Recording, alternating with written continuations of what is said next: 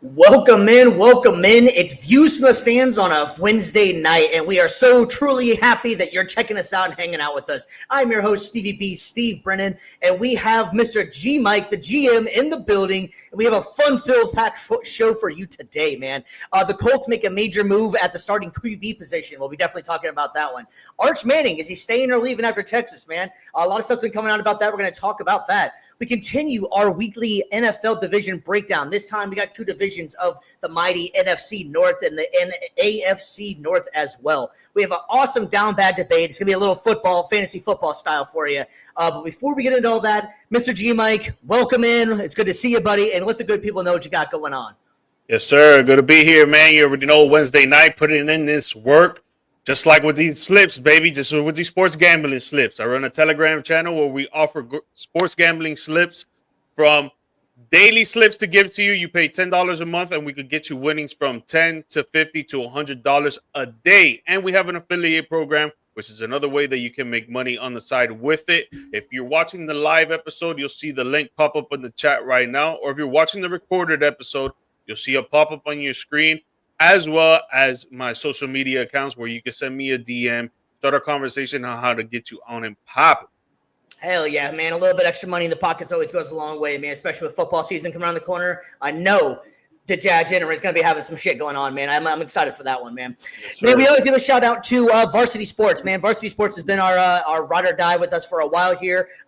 If you want live high school sports, they got you. You want live college sports, they got you. You want to get content like you're watching right now and listening to, man, they got you as well. The best part is it's a convenient app that you can download on your iOS, your Android, Roku, Apple TV, Fire TV, anywhere you get your social medias. And you can also watch our show on demand, which we really appreciate. We've been getting a lot of views on demand from Varsity, so we really appreciate that. Continue watching with us, and we're going to keep on grinding with this. You can also check out a lot of other sports content that's on the app. It's a great app, and it's free, so you can't go wrong with that one. And we also got Millions, man. Millions has been riding with us for a while.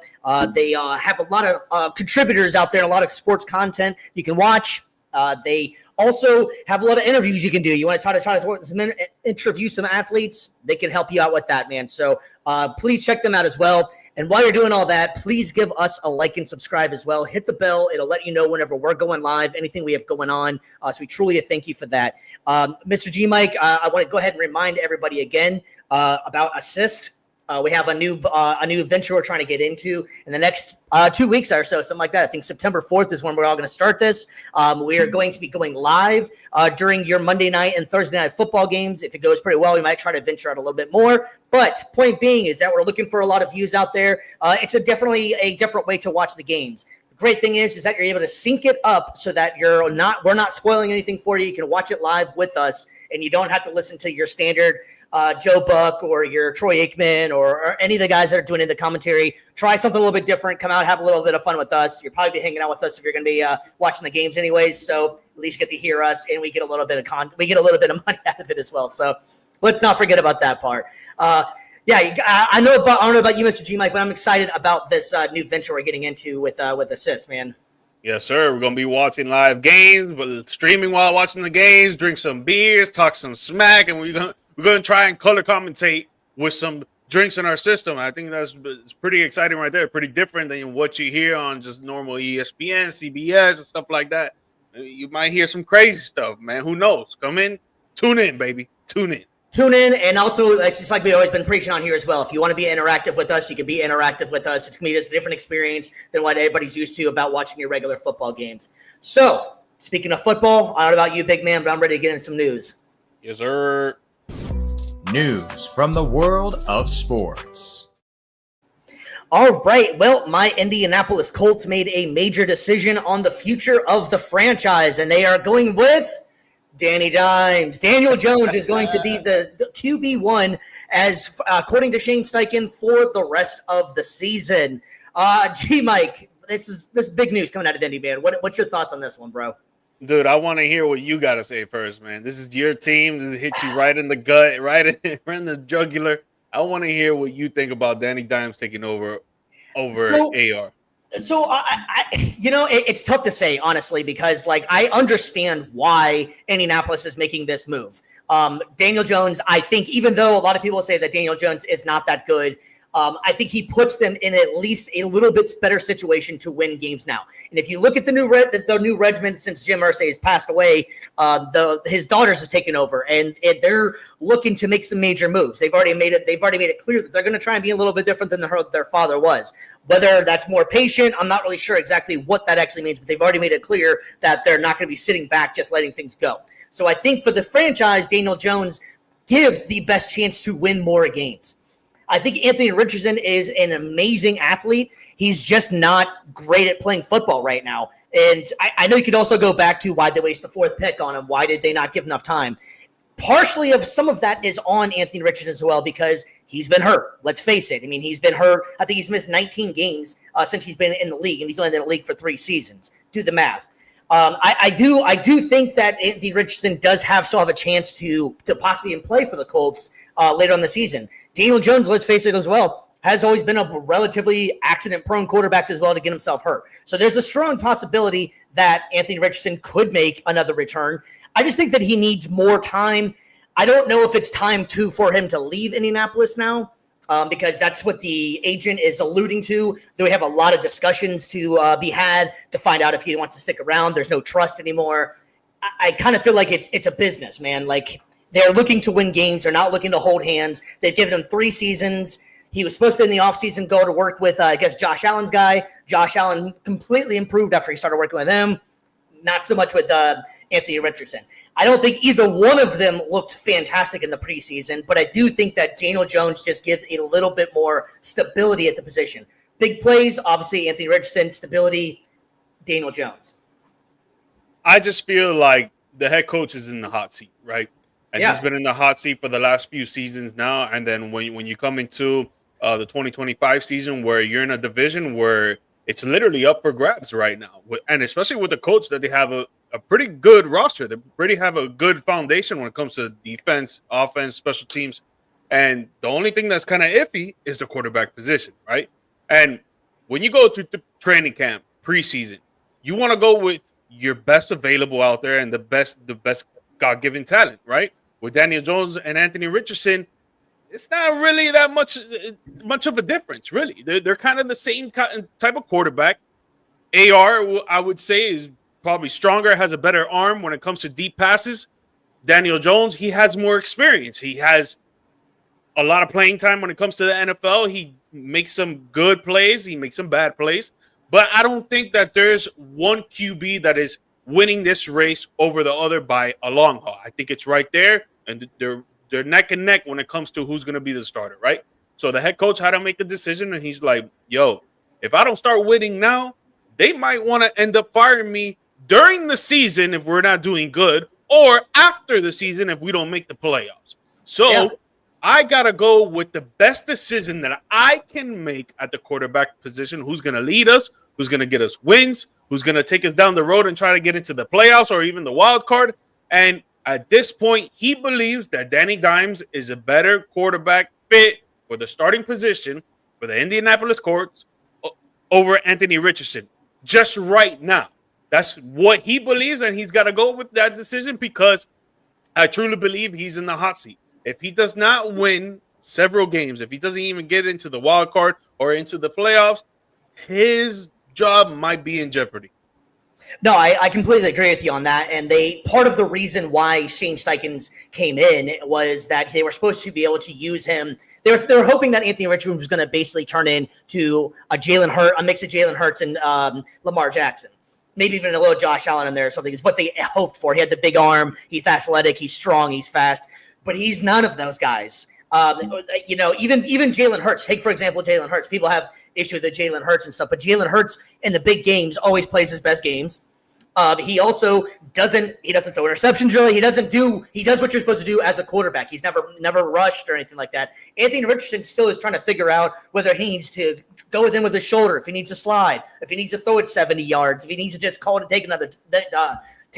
throw it out of bounds and get rid of the ball. I think that Anthony Richardson is, like I was saying before, has all the athletic talent in the world, everything you'd want in a franchise quarterback. He's just not ready. And the way it looks, I really don't know if he's ever going to be ready. But I also don't want to be Chris Ballard we've had the conversation before. I don't want to be Chris Ballard and be the GM that traded Anthony Richardson, and then he figures it out, and then he's dominating the league because he has all the physical skills to be able to do it. So I understand trying to maybe keep him around, but I don't even know what the trade market would be for this play. I mean, would you trade for Anthony Richardson if you were on another team? Yeah, if I was the Saints, if I was the Steelers, if I was let's see, the top of the head, just those two teams. But there's other teams around the league that do need a solid quarterback right now. I won't say a lot. I would say maybe a handful. But I'm in the same road as you. I think that they should just keep him. He's young talent. He's like probably 23 years old, 24 years old. Bro, he has a freaking cannon for an arm. He's tough. You know he could take hits. Obviously, yes, he's been injury prone in the last few seasons, but you know it just happens. You learn and you learn how to protect yourself. You know you guys didn't really have that much of a great offensive line. This year is probably a different case. Now with Tyler Warren coming in, he's an extra offensive lineman out there that can actually catch the pass or run the ball as well. But I don't think that they should give up on Anthony Richardson. I think right now, going with Daniel Jones is their best move in their eyes, because honestly, I think I would just keep Anthony Richardson in there and try to give him, that motivation to try to be better. But they're gonna go with Danny Jones. I get it. The head coach is in the hot seat, but Anthony Richardson has got to sit back, man, and just watch and learn. I don't think he should listen to his agent and be like, "Yo, let's get up out of here and let's go to another team," because that's just gonna show that when it gets tough and you're in the nitty gritty, you just want to quit. He's also saying that to check himself out of the game. And it's bro, that's life. That's life. Sometimes it's not going to go your way. And you know what you got to do? You got to put your head down and you got to keep working, man. That's what you got to do. And I feel like that's what he should do in this situation and not ask for a trade. I will give him credit, though. He has handled it like a pro, even though he is only 23 years old. He has handled it very well. He's been asked numerous times in the last couple of days, what's your thoughts on this? And he has been completely – good for Daniel Jones. I got nothing but support for him. They made the decision. They felt that was the right thing to win. I'm going to support him. And even all the coaches have all said, too, is that the two of them have, even though they both knew this was a competition, both of them have tried to support each other very well. They've been like high-fiving and stuff like that. So he's being a good teammate, and which is exactly what you need him to do, and not trying to force his way out. I think that it's more of the agent trying to say, let's get out of here. But I think you're completely right. I think if he honestly just keeps his nose down, grinds, there probably will be a chance. I mean, Daniel Jones isn't going to change the world of the quarterback position here. There's a good chance that he could be in as far as the first game. I mean, anything can happen here. So, I think that he's in a good spot. And hell, Indianapolis is in an interesting spot because he's still on a rookie deal. So, regardless, they don't have to pay him all, QB1 money yet. If maybe he sits out the season and then he comes back the following season. Danny Dimes is only on a 1-year deal anyways. So they have options what they can do. It's just a very interesting situation that you draft the guy number 4. You hope that he can pan out, even though they knew it was a project, and it just really hasn't panned out the way anybody really hoped it was. I think they thought he was going to learn a lot faster than he has. And unfortunately for him, it's just come down to reps. I mean, I want to say I heard the other day, I think he's still only at 28 games, including high school. That's crazy. You're not going to be able to make it in the NFL. And he has – and the other thing with the whole Danny Dimes thing as well is that Anthony Richardson has some of the worst statistical passing stats in the league. He's like bottom in like almost every single statistical thing in the league. So, I mean, I can understand why they would be like, hey, we're trying to win here. We're not trying to hold hands, So I totally agree with the aspect of that the coach is on the hot seat, I think, as well. Coach and GM is both on the hot seat, I think, in which I do like Shane Steichens. I think that it's just been a bad situation. They've had to have Joe Flacco. They've had to have Gardner Minshew. Hell, I can't remember anybody else. There's been multiple quarterbacks in the last couple of years, and none of them are worth like changing the game for or something. So it's definitely a TBD. We'll be talking more about the Colts next on Saturday's show. I was going to be breaking down the AFC South and the NFC South. So we'll be definitely having more conversation on that. But going from a Colts legend to possibly a new Colts legend, we'll never know. Arch Manning was in the news recently as his grandfather. You like that? How I was trying to put that in fruition. I like that segue. There, right? You've been working on the segues. I like it. Yeah, put it out there like that. Anyways, man, yeah, I'll edit it. I'll make it look good. Yeah, there we go. Arch Manning has said that it is a possibility, and he doesn't know where his grandfather, Archie Manning, got the information that he is definitely coming back to Texas next year. Archie Manning, was interviewed on, I believe it was by Texas Magazine, and was asked if Arch is sticking around, and he said without a doubt he'll be back the following season. Arch Manning, the son, has smirked in the press conference and said, I have no idea where the hell he got that information from, but I love my grandfather very much, and he's always giving me information. If it was your shoes, your spot, you're in Arch Manning situation right now, what do you do, man? You don't know how this is going to go. Texas is coming into the season number 1 in the country for the first time in history, by the way. So that's a big deal for Texas. Texas football is on another level as far as popularity and wanting to be on campus. And he's already making $6 million at least in NIL money. So he has every reason to probably be able to stick around again. What would you do, Mr. G. Mike?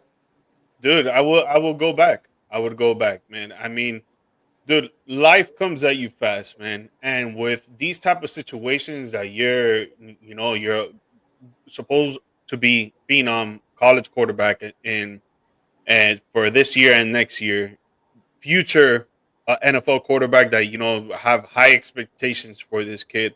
And a lot of that can go by quickly. And next thing you know, you're 40 years old and you're about to retire, man. So I feel like, you should take advantage of every opportunity that's put in front of you. And if you have another opportunity to play at the college level for another season, obviously he still has this season. He's taking it day by day. And he said that, and I truly believe him, that he's just taking it day by day, because you want to appreciate every single day that you have with your teammates, your coaches, the school that you're attending. Every day is a blessed day and a given day, bro. So I feel like he should take the opportunity and focus on the day-to-day, like he said, this season, next season, or wherever he decides to go, the NFL, enter the NFL draft or go back into college, appreciate it. But if it was me, I would definitely come back for senior year, continue to have fun, continue to show my skills, continue to learn, continue to grow as a young adult. And the NFL is going to be there, man. And especially if you work hard and you keep drilling in your head of like, oh, I need to learn this, I need to learn that, I need to get better here, I need to get better there. Eventually, you got the good genes, bro. You got the Manning genes. Eventually, you're going to get into the NFL and you're going to be a first-round pick or maybe even the number 1 pick. So I feel like he shouldn't really rush it. I think he should enjoy himself, enjoy where he's at. And if it was me, for sure, I think I would come back for my senior season. I think Arch is in an interesting situation because he can honestly sit back and watch how the NFL season goes. He could honestly, ultimately, he's making money. Like we said before, he's, I think, the highest paid NIL athlete in all of college sports right now. So it's not as if he's going to go broke tomorrow or something. I think it's kind of an interesting spot because he can actually sit back, watch, see who's losing, and hey, do I want to go there? I don't know. I don't know if that's what he wants to do. But he could actually do that and sit around for another 2 years, really. And like you were saying, he's probably going to be one of the top overall picks. He's right now the front runner for the Heisman Trophy. So he has everything in his plate in his favor. He has time as well because he could honestly play out this season, see how everything goes with Texas. They're in a great position right now. Like I said before, they're the number 1 team in the country right now. They got a big game against Ohio State the first week, so that's going to change a lot of things. But having said that, man, he's in such a great spot right now and could still possibly walk away being the first overall pick this year or the first overall pick next year and go to a better situation. Let's not forget, Eli and Arch already did something like that. already told you once, we're not going there. And it worked out in their favor and, worked out with Phillip Rivers and the rest is history. So the Mannings will not mess around whenever it comes to if they don't want to go, they ain't going, so. I think no matter what, man, he's gonna. I think, bro, he has the IQ, he has the genes from the Manning family, he has the advice and the mentorship from the Manning family, and it's just like, no matter what he does, he's gonna be good, bro. If he stays, if he goes, he's gonna be good, man. Yeah, we got some Texas love out there saying Archie's going to go back-to-back championships, which is very, very, very possible this year. Texas has a great team, and they go number 1, go first overall. Do the trifecta in that one. I agree. I think that it's very, very possible. Injuries. There's a lot of things that can happen. Obviously, a fresh season, but it's gonna be interesting what's gonna happen with Arch Manning. Yeah, facts. Yeah. Anyways, man, I'm excited to see what happens for him. He could end up being the best Manning. Yeah.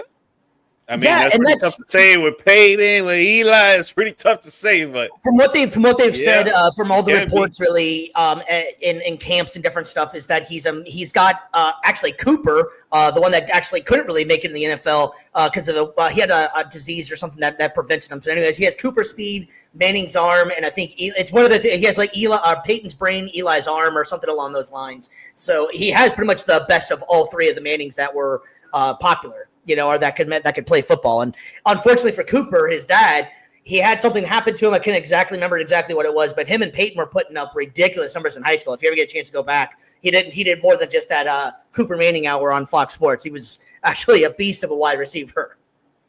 Yeah. All right, big man. So we're going to go ahead and keep it moving, and we are going to move on to our division breakdowns, man. And we're going to start with the mighty North of the AFC, man. And we have the champions starting it off out there. Of course, I'm talking about the Baltimore Ravens, man. The Baltimore Ravens came in last year at a record of 12-5. They were 150 passing yards a game, which is 25th best in the league. 162.5, which was second in rushing. 27.54, which is 8th, and 14.54, which is 7th in the league in defense. I know, G-Mike, you were really high on the Baltimore Ravens last year. How are you liking their outlook this year? Still high on them, man. And I think I'm going to go again and say I know we still have predictions later on and whatever, but just like last year, I picked them to go to the Super Bowl. They obviously did not. This year, I'm picking them again, bro, because they just upgraded their roster even more. They still have Derrick Henry. They still have should have been three-time MVP Lamar Jackson, but obviously it was not. But, bro, they have a great offense. They brought in Jair Alexander out of Green Bay, the corner over there. They brought him in. They got D-Hop.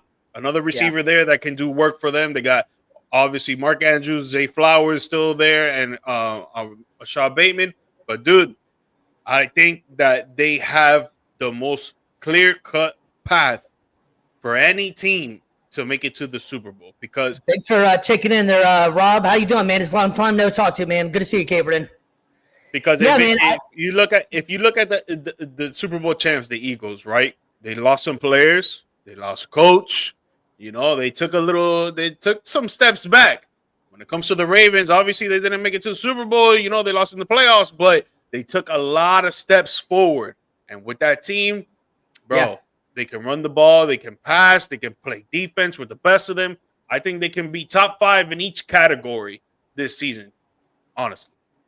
Yeah, no, I'm with you on this one for once. I was solid against the Ravens last year. Not even really against them. I thought Cincinnati was going to get off to a better start, and Cincinnati towards the end kind of put it on, but they've been too slow to start. So, and this year, I think you're completely right. The Jair Alexander, that is such a Baltimore. That's such a Baltimore move to be able to get him. He fits in perfectly. Getting Derrick Henry back for another year. And I don't know if you watched that preseason game, man, but the backup running back, what is it, Mitchell? He was looking ridiculously fast. I know it's preseason, but damn, he had some juice. He was looking good before he got hurt. What's that? That's their kickoff returner.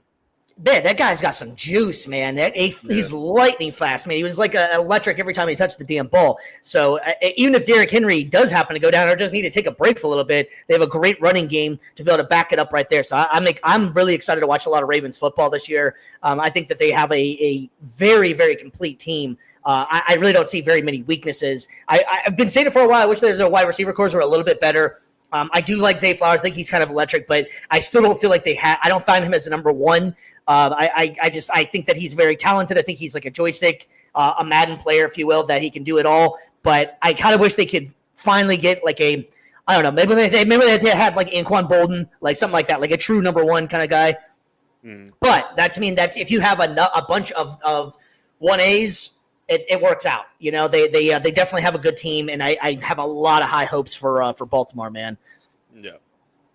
All right, we're going over to the next team in second place over here, man. We got the Pittsburgh Steelers, man. The Pittsburgh Steelers had a really, really interesting year. They came in the record of 10-7. They were a little bit slow offensively. They actually had 243 passing yards per game, which was tied for seventh in the league. They had 98 rushing yards a game, which is kind of low for the Pittsburgh Steelers style, which was 17th in the league. Points for was 22.5, which is 14th. Points against, which was 21 even.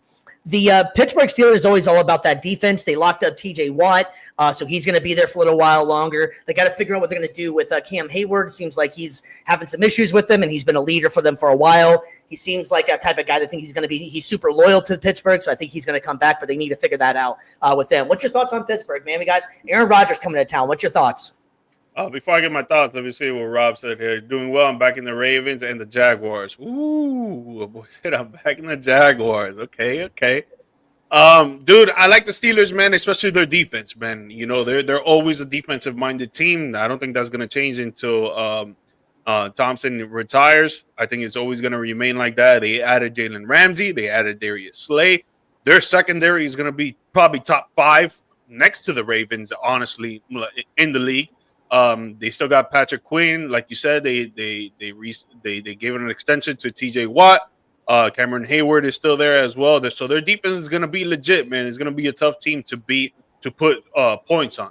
Now, when it comes to their offense, they did make some additions to it. DK Metcalf, obviously, he's a big-time wide receiver one, a big wide receiver that can go up there and just snatch the ball out of anybody, any corners or safety's hands.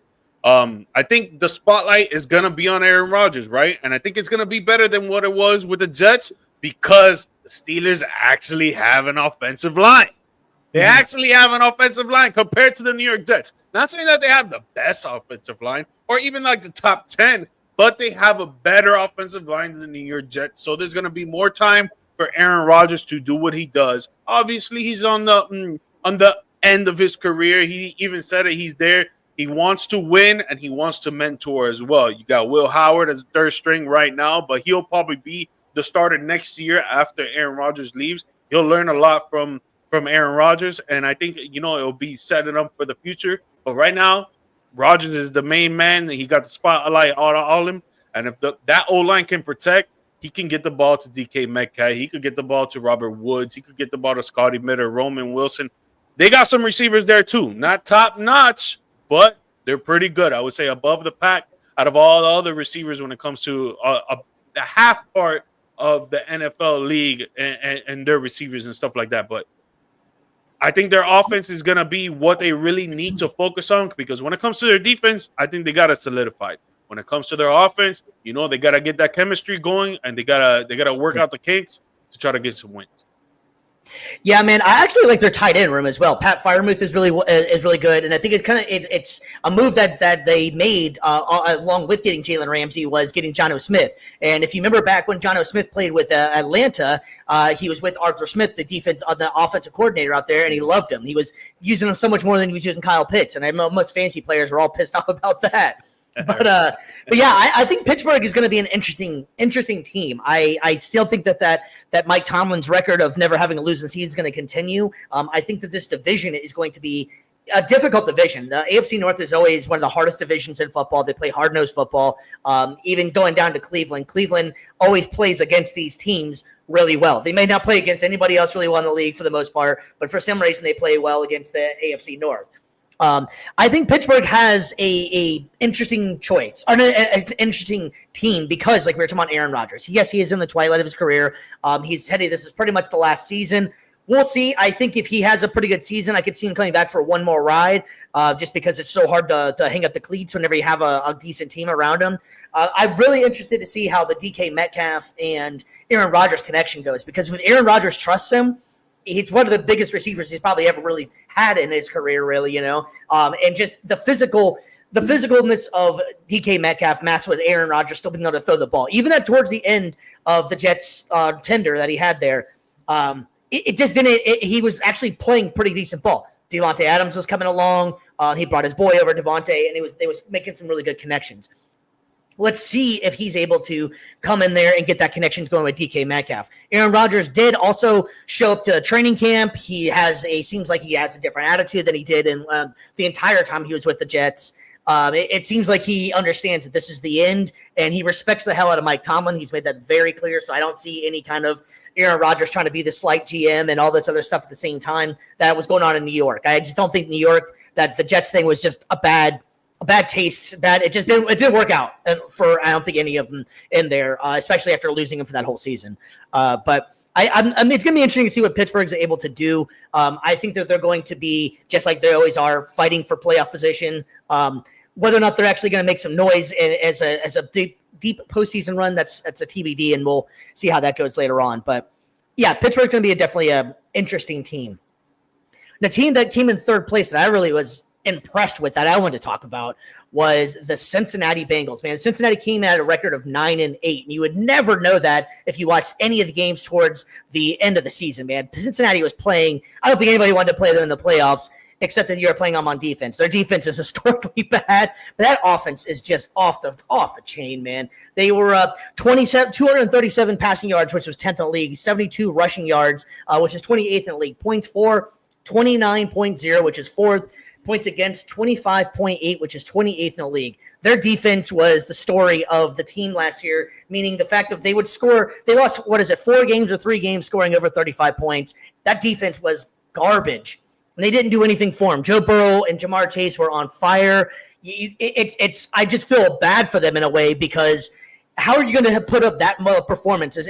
Joe Burrow was arguably an MVP level candidate, and just the team was so bad with the defense that he couldn't win. You know, what's your thoughts on Cincinnati, Brady? I don't think they're really gonna do much, man. They didn't make any moves when it comes to defense. Yeah, they drafted with their first round pick. They drafted a good defensive end that can hold his own, but now you're trying to trade away the sack leader last season, Trey Hendrickson, and for what? Because you don't want to pay him. Because you don't want to pay him, and it's just like, dude, if you guys really want to win, defense wins championships. If you watch sports, you watch any team sports, you know that for a fact. And you can't depend on just Joe Burrow, Chase Brown, Jamar Chase, and T. Higgins. Like, you need defense to help you win. And even on the offensive side, you need offensive line. Like, Joe Burrow just lost one of his offensive linemen today in practice that he's done for the season. And it's like, if you don't have dudes that can protect your star player, how is your star player supposed to do work out there? Like, you just want them to go out there and do some witchcraft and be like, yo, you know what? I'm going to throw it up to Jason Higgins and pray to God they come down with it. It's like, dude, like, you can't keep going on like this. You're going to get these guys hurt. You're going to take L's. You're going to be in the bottom half of the league, and then you're going to be complaining later like, oh, my God, why don't we win? Because you guys don't make damn moves, and you guys don't know how to be GMs out here and make some picks, pay your players. Like, it's frustrating to see. Like, and I'm not even a Bengals fan. Like, I don't really care, honestly. But it's just frustrating to see that you got these star talents on the offensive side of the ball when it comes to Burrow, Brown, Chase, and Higgins, and they can't do anything. We can't see them in the playoffs because you don't want to upgrade your defense and offensive line. Yeah, no, exactly. And it's been in the news on and off for the last, obviously, since training camp started or whatever. We probably are both in agreement here. Cincinnati's messing up on not re-signing Trey Henderson, right? Like that. It's coming down. I guess the last report is that it's coming down to guaranteed money, and he wants more of a guarantee. They're agreeing on the amount. They're agreeing on the length, but I guess it's the guaranteed money now. But you have the guy that's led the league in sacks 2 years in a row on a horrible defensive team. That's impressive. And I keep on coming up that he's 30 years old, but 30 ain't old anymore in the NFL. Like, I think that a lot of people are starting to show that, like, you're getting older stuff. I think you front load the contracts then, and then you can get out of it when they get older. I know it's easier to spend everybody else's money when it ain't yours, but I think that the age thing is starting to get to be a kind of silly. What's your thoughts on the age thing? Because Trey Hendrickson is a lot like that. You got Terry McLaurin, the same kind of situation. Because they're at 30 or something. So you pay them up front a lot more money when they're in the prime, and then you can get out of the contract later. Is how I would handle it. Dude, man, like, there's so much technology when it comes to health and keeping your body right and all this stuff. And when you have millions of dollars to actually do that, to actually get your body right and eat the right stuff, have the right nutrition, put your body to the right rest and all this stuff, like it shouldn't be a question anymore. It should be a statement, as in, like, I'm going to be as good as I can be at any age. Obviously, you get to 35, 40 years old is completely different. Start to slow down. Your body starts to ache more. You're more prone to getting injured. But, dude, 28, 29, 30 years old, that is peak, my guy. That is peak. And you're talking about a guy that led the league twice, back-to-back years in sacks. Like, that is a focal point of football. Like, if you're able to get the other QB sacked, that is amazing. And it's just like 35 sacks in the last 2 years.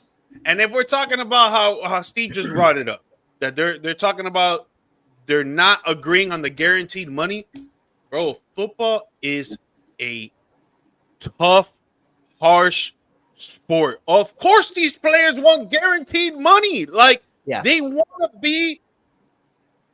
to sleep at peace, knowing that, if I give 110% every practice, every game, every single second that I'm out there on the football field, that I'm going to be okay, that I'm going to be all right if I get injured when I go home. Damn, man, I messed up my leg. Damn, I messed up my arm. Damn, I got a concussion that I can never come back from. Damn, I messed up my neck. I'm going to be okay with the security money that you're going to give me. I'll be good. I'm going to go 110%. But if you're telling me I'm not going to get the guaranteed money that I want, or you're not going to give me any guaranteed money, why should I put my body on the line for you? Why? Mm-hmm. Yeah, no, it's definitely a harsh sport, and it's definitely something that I think that they're starting to get a lot more smarter about the money, and the money is definitely better than it's ever been compared to, some of the players from the last decade. But even still, I think they're starting to understand. That's why these guys are retiring earlier. They're starting to understand that, it's great. People have died, bro. People have died at 45 years old because they get so many rattles to the brain, bro. You're a defensive lineman. You know how many times you're clashing with an offensive lineman? Boom, boom, boom, boom. You think that doesn't, like, imagine if every day I told you, you got to pay me $1 every day for gas money. Eventually, you're going to go broke because you're giving me $1 every day. It's the same thing. They're hitting every time. Boom, boom, boom. Those little increments pile up to something big, and it could mess up the brain, bro. Yeah, no, I agree. Well, moving on from the Cincinnati Bengals, and we're going to go ahead and get into the last place team, and no surprise there in the division. It was the Cleveland Browns, man. Cleveland rocks, man. Cleveland came in a record of 3-14, man. 191 passing yards a game, which is good for 17th in the league. 128.5 rushing yards which is good for 10th in the league. Points for was 26 even, which was 10 points against, was 11.5 tied for third. Cleveland just keeps on Cleveland, man. They keep on doing their they are always the talk of, like, the offseason, and never for really good reasons, really. Gee, Mike, tell me what the hell's up with the Browns. Man, there's so much turmoil with the Browns. You got a 40-something-year-old quarterback at the realm right now that he's been transferring from team to team to team like an unfaithful fan. You got the number one wide receiver on this squad, Jerry Jeudy, where he will be on any other team, sad to say, a wide receiver 3, even wide receiver 4. Like, I hope, he does work, because he has great route running skills. He is fast. He has sticky glue hands. He can be the best of the best, right? But he hasn't been given the opportunity with the other teams that he's had. He hasn't really had a true quarterback like that. Now you're giving him a 40-year-old quarterback that hopefully he could get him the ball to. But, their offensive line is average at best. Their defense, obviously, you got one of the best defensive linemen in Myles Garrett in the league. You got one of the best corners in the league with Denzel Ward. But you look at the whole other roster is mid, man. It's very mid. And like what Steve was saying earlier, the AFC North is a division that is really hard to win in, man. And every single win counts. So it's like, bro, it's tough to say that the Browns will do anything. Like even the running game has gone down. Nick Chubb is not there. Yes, he's been injury prone, but you got Jerome Ford, and he does work sometimes, but he's inconsistent. We'll see what Judkins can do. I think he'll be a pretty excited running back. Hopefully, he can do some work. He hasn't signed yet, though. I mean, the expectation is he's probably going to sign, but there's probably some legal issues coming. Even though the legal issues that he did have kind of been pushed under the rug a little bit, he might still be facing some legal actions with the league. So they don't really know that. He technically hasn't even signed. Yeah, but man, Browns. I'm sorry to say it, Browns fans, but there's no excitement for you guys. There's no wild card playoffs looking like in your future for this season. And, the best thing you can hope for, I would say, in this would be giving another shot to Shadir Sanders, and he turns out to be the next Michael Vick. Yeah, they're in a very odd situation right now, Theoretically, what was it, 2 years ago, Joe Flacco actually played pretty well with the Browns. That's when Jerry Jeudy, David Njoku, Cedric Tillman, all these guys actually started showing up. So I think that Joe Flacco can still do it because of what they're going to have to do of throwing the ball as much. Because I don't know about their running game. Jerome Ford's all right, but I do think that Flacco is going to be okay, but just okay. I don't expect him to be great or anything. So we were just talking about a little bit ago. You brought up Shedeur. So now cut down date for the NFL, I believe, is next Tuesday. Don't quote me on that one, but it's coming up at least next week. I'm pretty sure it's next Tuesday. Having said that, you have to cut it down to 53-man roster. At that point in time, they have, I believe it's 4 quarterbacks on the roster, including Deshaun Watson, I believe. I don't know if they've still gotten rid of Hundley or not because they signed Hundley as well. You got Pickett, you got Flacco, you got Shedeur, you got Gabriel. Oh, I'm sorry, yeah. And then they got 5. So they got, and Watson. What do? Do you keep all of them? Do you try and see? Because Pickett came back today and started practicing. So Pickett's missed all of preseason. And today was the first day he was actually able to practice. What do you do? Do you keep all of them? Do you put one of them on IR? What do you do as the GM? Mr. GM, you tell me. If you like all your other skill players and linemen, and you don't really want to get rid of a lot of them, because they are going to get rid of some, but you don't want to get rid of a lot of them, so you have to choose to get rid of a quarterback or 2.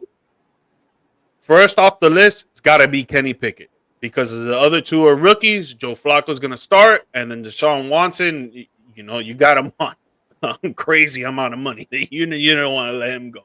You need to see him play out his damn contract. He has 1 more year left and on the contract, and they can get out of it. Yeah. And so then he ain't going anywhere. Exactly.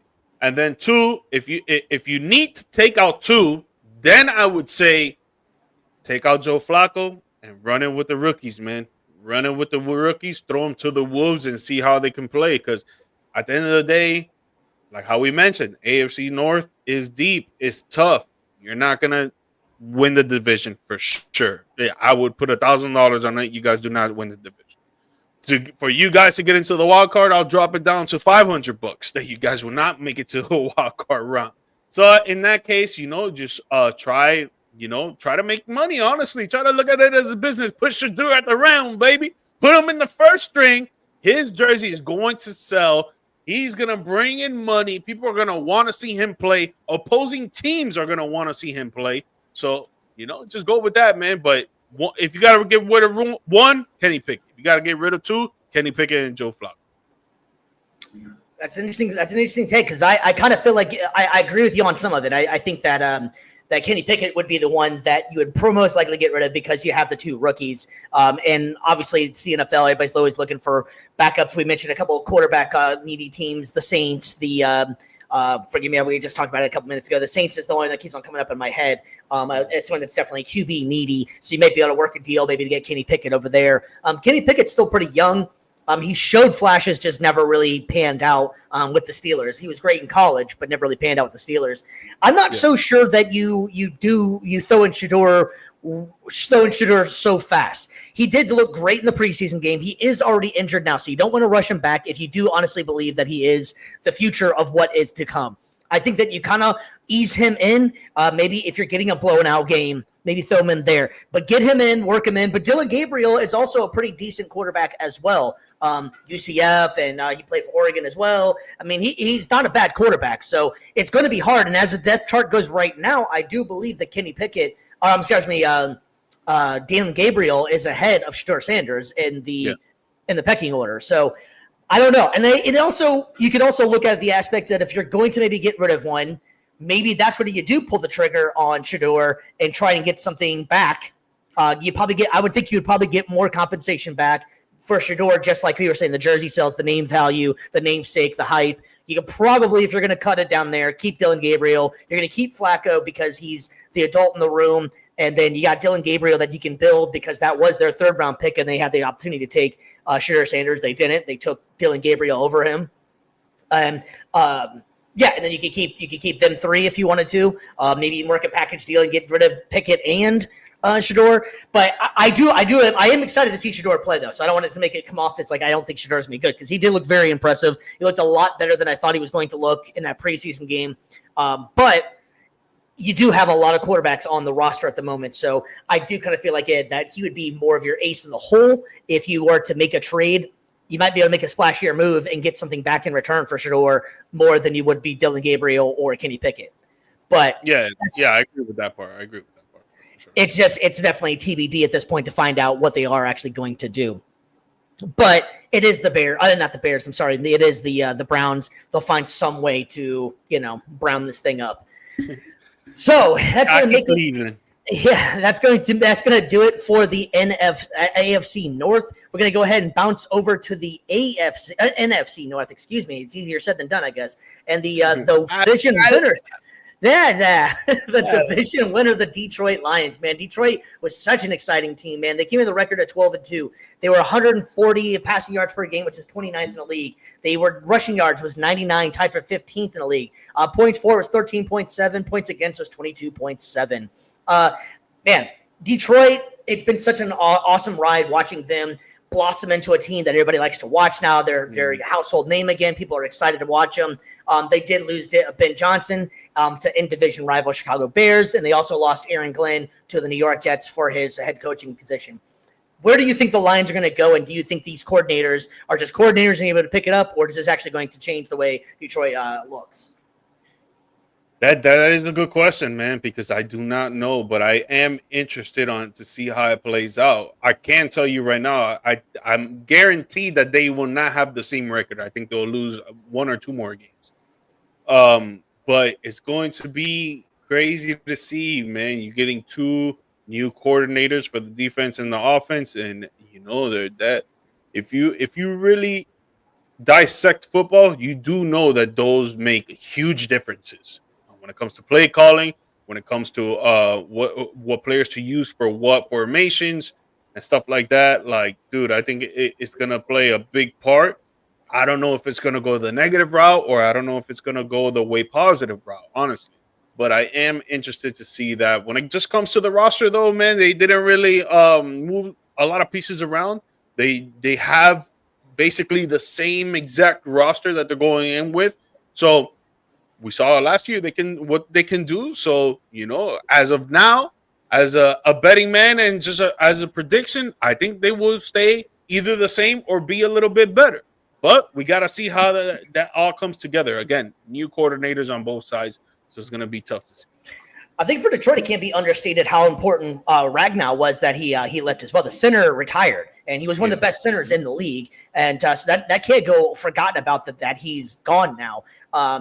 I do think it's going to be kind of cool to see how Detroit plays now, because from what I've heard, it was the passing game coordinator, if I believe, that was with Detroit like 2 years ago. I think he went up with the Rams, and now he came back to be the OC in Detroit. I think that he's already made it clear that he wants to be a lot more aggressive than they were before and throw the ball down the field more. You got Amon-Ra, who is awesome, and you got Jameson Williams, who is on the brink of being a breakout player, I think, in the league.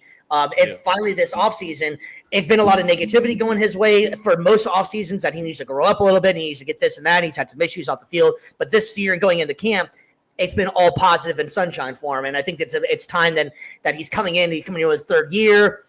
He's healthy. I think Jameson Williams is going to have an an awesome year. I also like the guy that they have too. They Isaac Tesla. I think that he's an interesting pick that they got. He was their 3rd round wide receiver. I think that he's going to be pretty good. He's pretty beefy dude.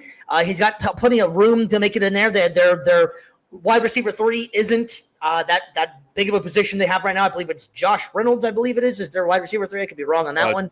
Tim Patrick. Yeah, I mean, either way, I think that he could take over that spot possibly. And you got Sam Laporta still too.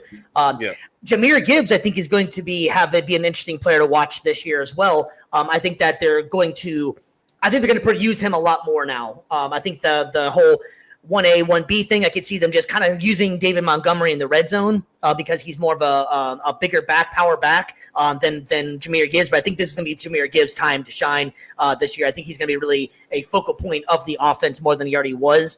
So I'm interested to see how that looks.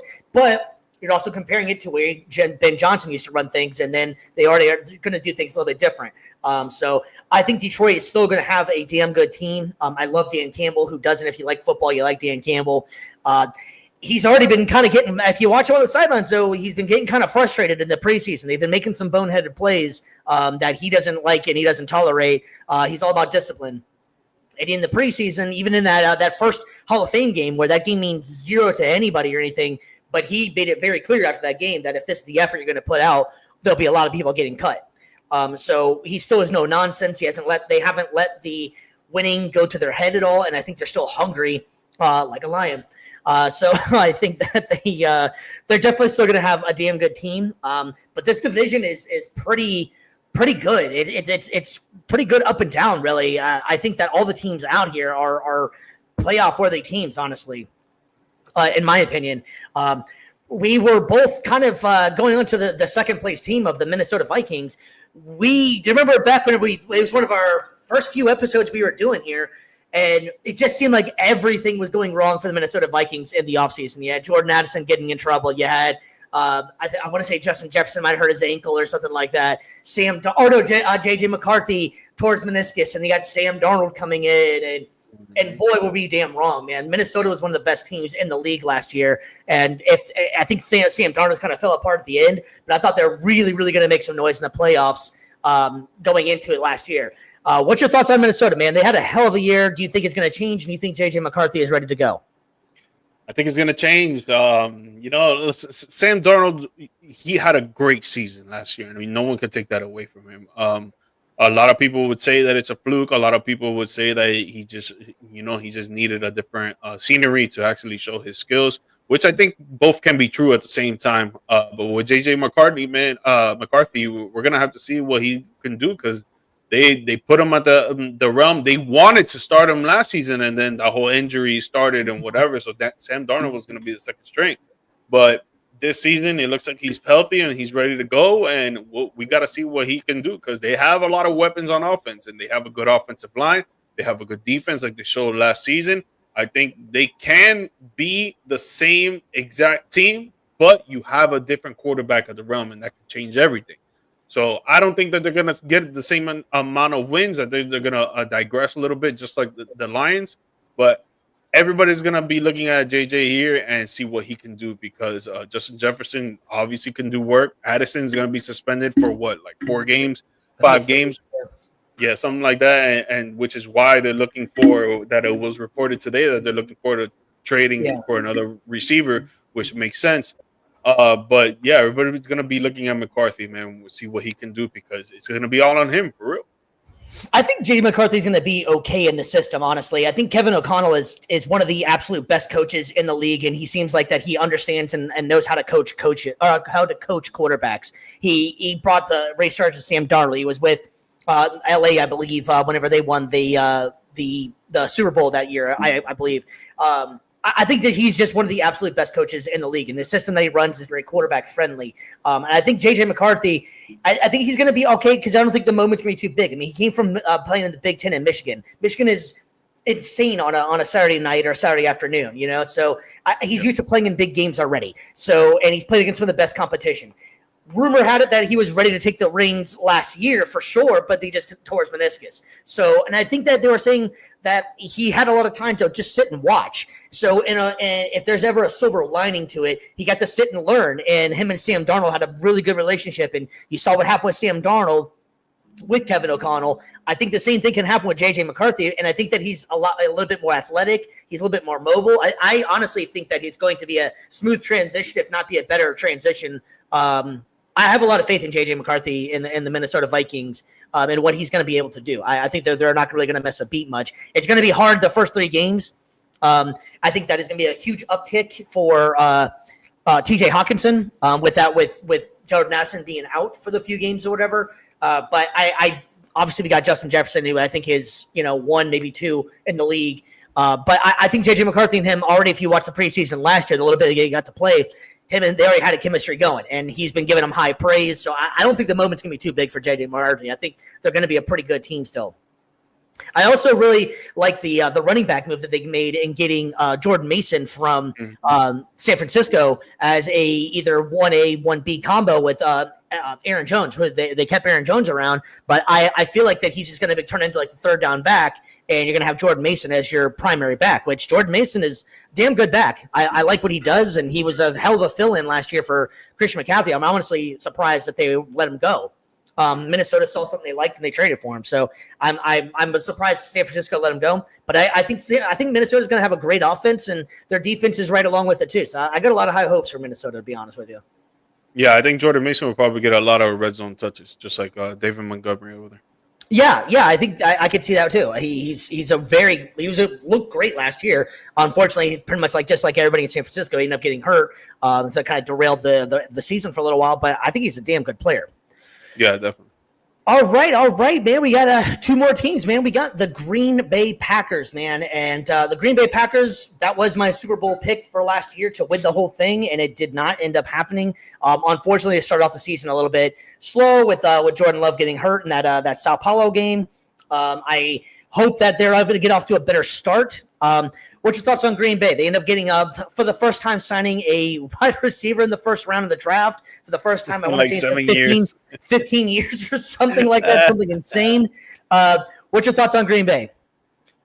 Dude, they're very injured right now, man, and especially in the wide receiver room. There's 4 injured wide receivers, and one of them is Christian Watson, which is their wide receiver 1. That he looks like he's probably not going to play first week. We got to still see on that, but. If they're healthy, I like the Packers, man. I like the Packers a lot. They can bring a lot of arsenal when it comes to their offense. They could put up a lot of points. Their defense got a little bit better as well. But if their wide receivers are not good, man, dude, he's gonna be throwing to Romeo Doubs, wide receiver 3, and Matthew Gooden, which that's the rookie, right? That's the rookie that they drafted. Golden, yeah. Yeah, Golden. I'm sorry. And it's like, dude, you're going to have to put a lot of pressure on Josh Jacobs. He's going to have to touch the ball at least 20 to 25 touches a game. And you don't really want to do that, wear down your running back like that. So if they get the receivers back and they're healthy, they can do work. If they don't, if they start off the season slow with how deep that this division is, it could derail them down the line.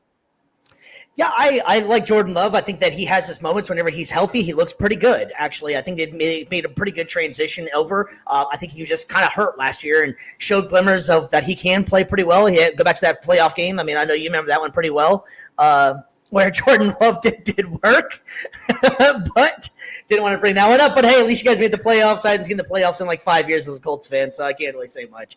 But having said that, anyways, back to the Packers here, man. I think Josh Jacobs is still awesome. I think I love the way they finally were able to figure out how to use him. And if you remember last season, they started off not really using him as much as everybody thought they were, and it was kind of slow. And then once they figured out, okay, hey, we got what we got here, it was lights out after that point. It was great what they were able to do with him. So I really do feel bad for Christian Watson. It's Christian Watson because the guy just constantly is hurt. He shows flashes to men like, damn, this guy is so good, and then he just cannot stay healthy. His body just like hates him, I guess, man. I feel bad for him because he can be a great wide receiver, just he can't ever stay healthy on the field. So I think that's going to be I think I agree with you on that one. I do like both tight ends they have when Tucker Kraft and Luke Musgrave. I like both of those guys. I was really high on Luke Musgrave when he came out. He kind of got hurt as well. But I like both of those two. And I think the defense is very good, actually. They had a good defense last year. And I think that it's going to continue on this year. So it's going to be interesting to see. It all really comes down to, I think, you don't want to always put it on the quarterback's shoulders, but I really think it's going to come down to Jordan Love because, like you were saying, the wide receiver room is a little bit injured, so it's really going to kind of show, hey, is he a true number one?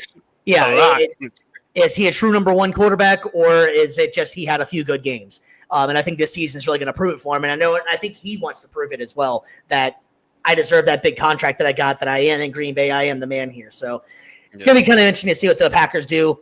I do think they're going to have a lot of fun games, though, to watch. I love this division. I think it's going to be interesting from top to bottom. Speaking of the bottom, we have one more team to talk about, and that is the Chicago Bears. Chicago Bears was a wild ride last year, man. You had Caleb Williams coming in. He was supposed to be the first 4,000-yard passer for the Bears. It just did not pan out that well at all. Their passing was not very good. He was the most sacked quarterback in the league. He took a bunch of sacks on his own. But then he would show flashes. They went on that 4 or 5 game winning streak of like, wow, okay, hey, this guy's got it. And then it just the wheels fell off hard. And when they fell off bad.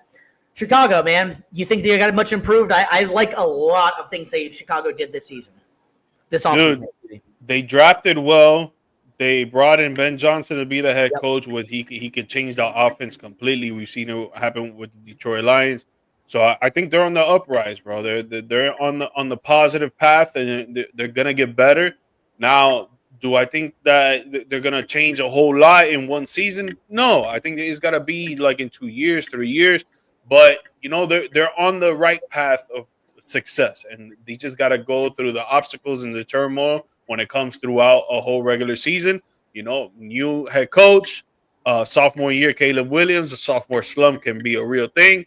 DeAndre Swift, DJ Moore, and Roma Doomsday, they can be good players, and Cole Kmet as well. They can be great players for Caleb Williams, but we got to see how the offensive line holds up on their own. Their defense is pretty decent. It's not great. It's not horrible. They're in the middle of the pack of the league. So, you could still win games with this kind of defense, but we just got to see how it's going to plan out with the offense, because if Caleb Williams plays somewhat what he did last season, they're not going to really go much. If he plays the way that, everybody believes that he can play, a number one pick for a reason, he's a smart guy. He runs out of pressure and stuff like that. If he can get the ball to his receivers and make some great decisions, they can go very far. But we just got to see how it pans out with a new head coach, with a number one pick at the QB, and then put it all together with the offensive line and the offense.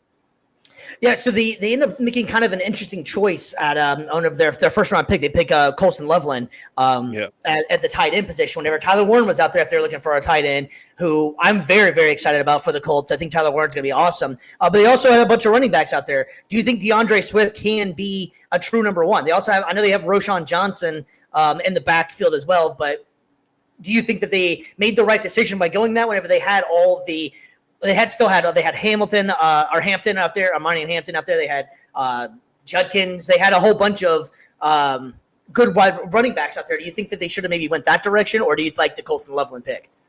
I like the Loveland pick because the Ben Johnson, he likes offensive line that can block, and he likes tight ends that can block and go out for passes. You see with Sam Laporta, you saw with the offensive line for the Detroit Lions last season and the years before that. He likes a player that can actually hold their own when it comes to blocking defensive linemen or linebackers, and Loveland can do that. He can go out for a play action pass, which Caleb Williams is obviously good at. He can be great at it as well. He can dodge the best of the best. So if you got Loveland out there being covered by a short linebacker or a small corner or even sometimes a strong safety, he could win those battles 8 out of 10 times. So throwing the ball to him will be a smart decision, and getting him to block on sides of the ball, while DeAndre Swift is trying to run, I think it is a great pick for them for sure.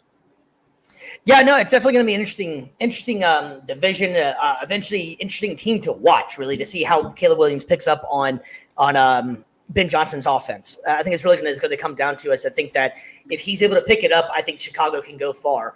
If he's not able to pick it up, it's going to be a disaster because Ben Johnson, if you watch him on the sideline, he's like not as hardcore as Dan Campbell, but he definitely is no BS coach that's not going to tolerate boneheaded decisions. And they just re-signed Tyler Bagent today as well, or I think it's Bagent. Tyson Bagent.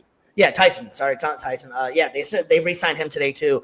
So good for him. That was a really emotional video. If you ever seen it, like he was crying, he was like really upset. He was really happy to be re-signed. I thought I heard something today on the radio saying that it's the first Bears quarterback to be re-signed since 2014, I believe it was. So it's been a long time for a long time. That is an achievement right there, and he got 10 mil. Yeah. So that's going to end the division breakdown for the AFC and NFC North. We have 2 more to go, and which we'll be going over on Saturday, which we'll be talking about is the NFC South and the AFC South, and we'll be done with our division wrap-up. Following week, we'll probably be getting into our actual division picks. So we have a lot more to come with the divisions, and football, like we were saying, is right around the corner. So get ready for that. I don't know about you, big guy, but I am ready to debate, and it is time for our Down Bad Debate of the night. It's time for the Down Bad Debate. All right. Since fantasy football season is right around the corner, we thought we would go with a little bit of fantasy football style right here. The question is, who would you rather draft? You got Amon-Ra St. Brown, Malik Neighbors, or Brian Thomas Jr.? Mr. G. Mike, man, who would you rather draft out of all 3 of these players? I'm going Amon-Ra St. Brown, baby. The guy is speedy. He knows how to run routes. He barely drops balls. I can't remember the last time he dropped the ball, honestly, that's going his way. And, dude, he has seniority. He has more experience. Obviously, Malik Neighbors is one of one. And Brian Thomas Jr., he really showed out last season. A lot of people didn't even know about him when he went to the Jaguars. And now a lot of people know about him. He's actually going – round 2 early in the fantasy drafts? Well, Amon-Ra St. Brown, man, he's going round 1, probably pick 7, 8. Malik Neighbors, he going like 9, 10. But in this one too, man, you gotta look at the teams, the offensive line, and the quarterbacks when it comes to fantasy. Jared Goff, better quarterback right now than Russell Wilson or Jameis Winston. And Trevor Lawrence, he took a back seat. He took a big back seat when it comes to throwing the ball and actually having success for the Jaguars. So the top quarterback right now out of these 3 receivers would be Jared Goff. So I would go Amon-Ra St. Brown. I love Amon-Ra St. Brown, but I'm actually going to go Brian Thomas Jr. in this one. I think with Liam Cohen's new offense, Trevor Lawrence has been looking awesome in the preseason. Granted, yes, I know it's preseason. You can't jump on the hype train too much on that one, but I like what Brian Thomas is able to do. And like I was saying before in the episode, I think that Jamison Williams is going to have a breakout year. And I also think that Jahmyr Gibbs is going to be a lot more involved in the passing game. So I'm kind of worried about Amon-Ra a little bit because his dominance all came from the Ben Johnson's offense. I do love Amon-Ra, and Malik Neighbors for me, standout great player. Russell Wilson can still throw the moon ball, but he seems like he's already on a track of just getting hurt too much for me to take him as high as he's going right now. He had a toe injury. He had a shoulder injury. It's too close to the drafts for me right now. So I'm going to go Brian Thomas Jr. actually in this one because I could get him a little bit later and not have to waste my first pick, most likely on Amon-Ra St. Brown in this situation. So I'm going to go with Brian Thomas Jr. Love me some Amon-Ra St. Brown, though. Would not be upset about having either one. Yeah. All right, man. That was a lot of fun. I love fantasy football, and I'm going to be dominating because I got my Pharmacy League fantasy football draft on Friday night, so I'll be dominating that one, and it's about time to the trophy. What pick do you got? I've been trying to win for the last 4 or 5 years, and it has not worked out for me, so I've managed to come in, I think, 3rd or close to last. So it's either Bobby here, man. It's not first or last. It's anywhere in between right now. But it's coming home with me today. On Friday, man. It's coming home. All right. That is going to conclude it up for our show for tonight, man. It's been a lot of fun. Like we were saying before, we have a lot of new stuff coming up. Assist, that's going to be huge for our show. It's going to be on Mondays and Thursdays during the NFL season. We'll be hopefully be able to tune in with us, watch it, check it out, enjoy it, comment, have a lot of fun with us. it's just a different approach to watching football, and it's live. We'll be able to get live reactions and be able to get our socials out there a lot faster to be able to see reactions to touchdowns and big plays. So we're really excited about that. G-Mike, you got anything for the people? Nah, man, just guys, if you please can like, subscribe, share the show with your family, friends, strangers, whoever, your fantasy football leagues, whatever you can to share it, to like it, to subscribe. We would really appreciate that. We appreciate all the love and support. If you guys want to come in and talk smack with us while we're live, you can come up in the chat, say whatever you want. Or if you want to just be a part of the show and you actually want to debate and talk about sports, bro, you could just send us an email on one of our socials, TikTok, Instagram, YouTube, whatever. You can message us, and we'll try to get you on the show. Yeah, even if it's just a question of the day kind of style. If you just want to have, if you have a question you want to answer and take on and answer, we got you covered on that one. So for a Wednesday night of Views from the Stands, I am Stevie B, and we truly appreciate it. For Mr. G Mike, we are out, and thank you very much for watching the show. Please like and subscribe. Peace.